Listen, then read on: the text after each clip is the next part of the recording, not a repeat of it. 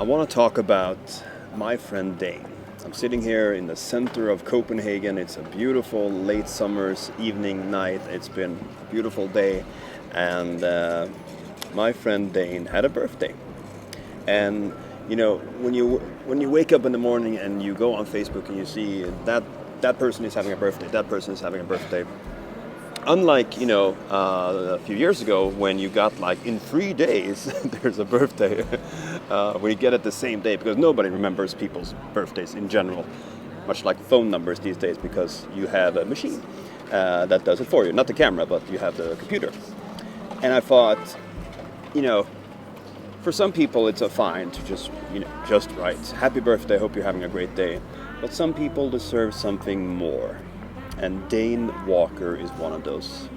We've actually only met once, which is a weird thing because we've known each other for well over 10 years. And it also reflects on something that has been, I guess, very prominent, it's been very evident in my life since I was a kid. And that is the fact that I've always had a lot of friends that are girls. And I've also never really had like a best friend, so I've never had that typical person that I would always talk to everyone about it. I'm not saying that you are that person, Dane, but the fact is, looking at the people in my life, especially other people that are also men and who know the reality and the surreality of it's all downhill from here. Sometimes you just stumble across people on this yellow brick road towards the Emerald City, and you just kind of it's like, I like that person. I'm glad that person is my friend, and I'm glad that person also think of me the way I think of him and her. And that has always been the case with you and me, Dane.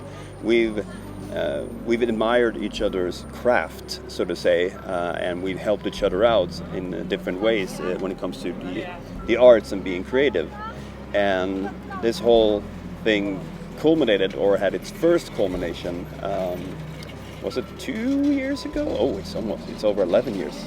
It's over 12 years. It was in 2017 when last time I was in the US, and I got to hang out with you. Your wonderful kids who call me Mr. Martin. More people here should call me Mr. Martin. Hello, Danish people. You are too laid back. You don't do that. And your darling wife and your parents. I mean, I met your parents before I met you, which is unusual.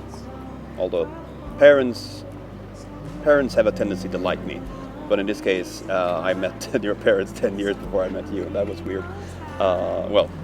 It was weird for all the reasons.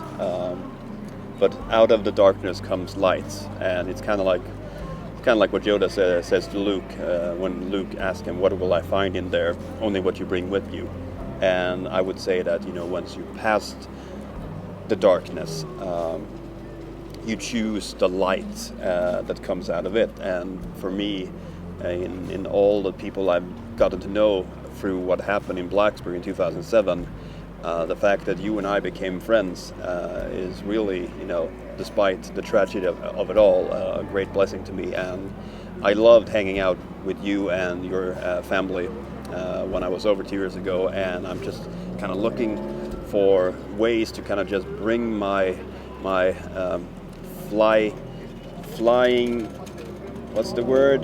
My flying hating wife, flying disliking wife, over to the U.S. again, and hang out with you guys and just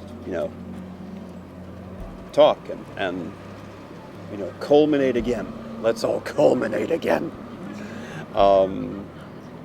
So I wanted to wish you mainly a very, very happy birthday, and I look forward to seeing our roads cross again, and I look forward to continue to have our creative ways cross in all the ways that they have and all the ways that they will. And so from central parts of Copenhagen in pure and unfiltered Danish, I will say tillykke med dagen, and I will see you and probably hear from you before I see you, but I hope you have had a wonderful birthday. I miss you, man. Take care and say hi to the whole family. Cheers. Good talk.